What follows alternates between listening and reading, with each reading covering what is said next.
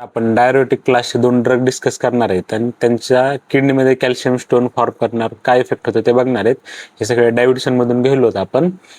तर एक तर तुमचं थायझॉइड डायरोटिक आणि दुसरं तुमचं लूप डायरोटिक्स आहेत. थायझॉइड डायरेक्टिक काय करतात समजा हे तुमचं कॅल्शियम समजा ॲब्झॉर्ब जास्त करतात आणि त्यामुळे युरिनमध्ये कमी जातं किडनीमधून, त्यामुळे हे प्रिव्हेंट करतं तुमचं कॅल्शियम स्टोन फॉर्मेशन.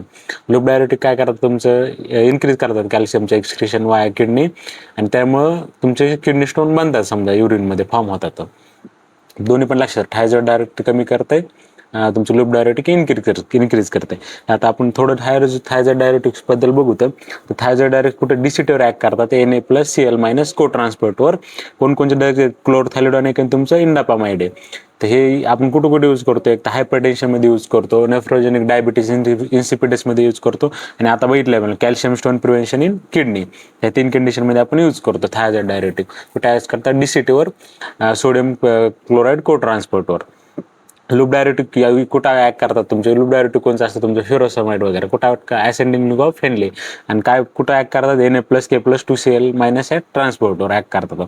आणि तुम्हाला माहिती आहे हे लूप डायरेटिक भरपूर कॉमनली यूज केलं जातं. फ्युरोसमाइड आपलं वॉर्डमध्ये सारखं यूज करतो आपण. ह्याचा यूज काय काय असतं तुमचं, एक तर तुमच्या हार्ट फेलियरमध्ये, पल्मनरी इडेमामध्ये, पुन्हा तुमचं नेफ्रोटिक सिंड्रोम असेल तिथे यूज करतो आपण. आणि सिरोसिस म्हणजे जेव्हा लिव्हर फेल होते त्या कंडिशनमध्ये ॲसायटिस असते तिथं पण आपण यूज करतो. तर हे दोन्ही ड्रग्सचे क्लास लक्षात राहू द्या, थायझॉइड डायरेटिक, लूप डायरेटिक. थायझॉइड डायरेटिक तुमचं प्रिव्हेन्शन करतं calcium stone formation in kidney.